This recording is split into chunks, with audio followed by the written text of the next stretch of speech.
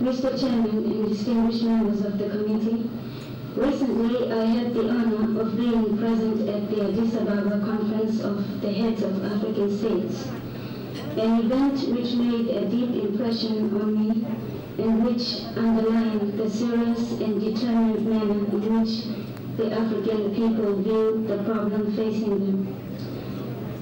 One of these problems is undoubtedly the question of the serious situation developing in my country, South Africa. Every member of this committee knows by now what apartheid means to the Africans. I do not have to explain in detail what is going on there.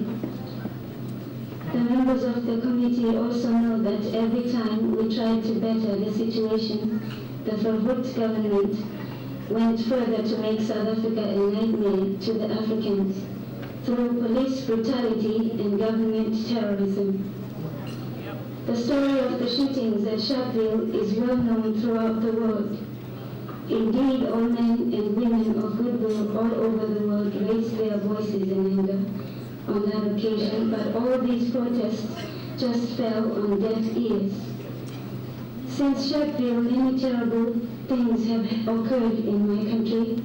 Our political parties were declared illegal, and the leaders were forced to go underground or go into exile to continue the fight from outside and appeal for support from the world.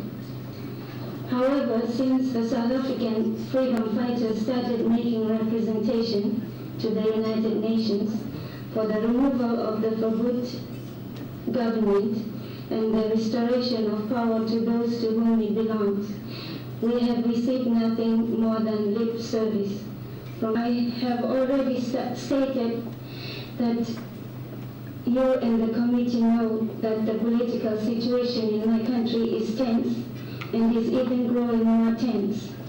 This, therefore, does not leave us with any option but to ask the United Nations to take positive action against the South African government. Well, for more on Miriam Makeba's historic speech at the United Nations, we're now joined via Zoom by Sizakhele Mokhele, who's a lecturer at the Sol Plaatjie University. Thanks so much indeed for joining us and welcome to the program. Thank you, my brother. Sanbona, Africa. All right, so this speech, just give us some context of how important it was. It cost her her citizenship and her ability to come home. It really did, and it was really important because that speech it spoke to the human dignity, the equal treatment, and the freedom of speech, you know, at a time that it was unheard of for a woman, you know, a woman with a soft, sweet voice to speak up the way she did in 1963. So, yeah, that's why it was important, especially now that people, our Black people, are being stripped out off of their dignity every day, everywhere. So is that all over the world, you know? Right now, there's Black Lives Matter in the US, and we still don't have a voice in South Africa during COVID. We don't really have to have a say on how this pandemic is being handled. You know, we are terrified, Peter. We're still terrified, but this time it's under a Black government, you know? So, phew, we had to look back at that speech and maybe trace back our steps and see what we can take from the past to use right now as a tool. So this evening, as a Black people, as a continent. So this evening, I know that you had a special commemoration of that speech, and I just wonder why it was so special for you to do that, and what came out of the commemoration, the webinar? Sure, a lot came out. We just went offline now a few minutes ago, but one of the things, the highlights for me, was the moving forward, of course, ne? So we spoke about the power of collaboration, just like Umama did, and just like our Black people did in the past. They were they were together, they stuck together in everything. So right now we have celebrities, right now we have, it's all about me, what can I individually achieve? But also we spoke about the African languages, the importance of our languages that Umama was advocating for also. You know, she sang in different languages, Zala in South Africa, as well as your Swahilis, yeah, and I think another thing that really spoke to me was claiming back what is ours as Black people, claiming back our history, our heritage, you know, our IP property rights, our, you know, our artists and musicians are, Yeah. you know the struggle. Yeah. You know So, the struggle, and it's not only musicians, but also writers and, you know, painters. All of them, we have to fight to bring them home. Just like Ukredo Mutwa, also, you know, we have no rights, I guess, to his work, which is sad. But also, we spoke about how Miriam Makeba made African languages fashionable because she used that in her songs and used that to sensitize the world to what was going on in South Africa at the time. And we had a history lesson, basically. It was a history class.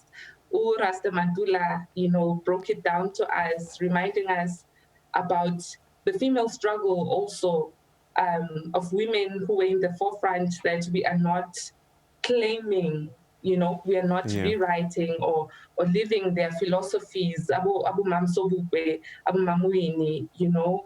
And that we, moving forward, we want to have a part 2 of the conversation, and maybe this time have the foundation join us also, and continue this, you know, through, of course, because the House of Caesar, we're trying to restore the dignity and everything that the Black people have lost. I'm gonna interrupt you a little bit literature. because we're running out of time. But what struck me when I saw that speech and that image was a young Black woman in her early 30s speaking before such a big audience of important people. And I just wondered to myself, perhaps it speaks to women stepping forward and taking their power, because it was quite historic for a young Black woman from Africa to be given such an audience. No, definitely. It was a historical moment, and it is the time to, as women, to come together. And also, not this conversation of women and men. We just need everyone in the country, in South Africa, in Africa, to go back to how it was. You know, we were once a happy family, you know, supporting each other. So we are tired as women. Can you help us restore our dignity as well? You know, and this is the time, So that's why the speech was important. Sorry, I'm just, it's so overwhelming. There's so much to say. Yeah. Do you think that Miriam Makeba, apart from being the musician, that she's given the recognition that she deserves as a struggle icon as well? I don't think so. I don't even think, because what has, like, I've never seen this commemoration done by the government, for example. So no, she doesn't get that recognition because who's giving it to us, you know? Sometimes the people we hope will be teaching us are not playing their part, and unfortunately. So yeah, there's not, like, nothing has been done. We haven't even begun.